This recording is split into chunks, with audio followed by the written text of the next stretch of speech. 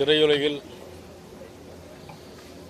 இயக்குநர்களின் சிகரமாக, இயக்குநர்களின் இமயமாக விளங்கிய பாரதி ராஜா அவர்கள் தனது 84 வயதில் இன்றைக்கு இறைவனடி சேர்ந்திருக்கிறார்கள். அவருடைய ஆன்மா சாந்தியடைய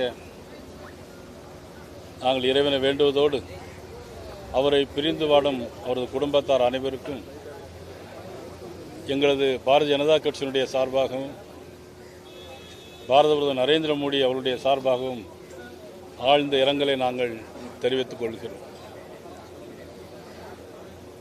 16 வயதினிலே படத்தில் தொடங்கி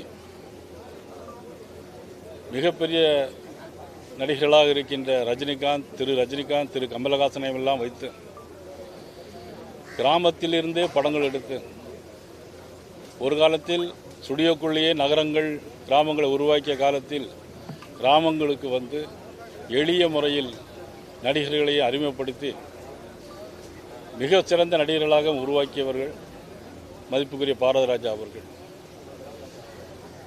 அவரும் இளையராஜாவும் சேர்ந்தால் அந்த படம் நிச்சயமாக ஹிட் ஆகும், 100 நாட்கள் ஓடும். அதில் தனக்கென ஒரு முத்திரையை பதித்தவர். படங்களிலே பேசும்போது கூட அவருடைய பின்னணி குரலும் சில படங்களில் நாம் காணலாம்.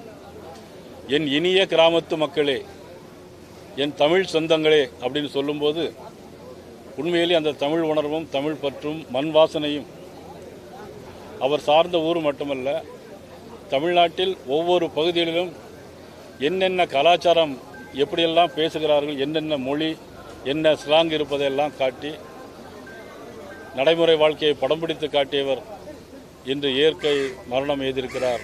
அவருக்கு எங்களது ஆழ்ந்த இரங்கலை தெரிவித்து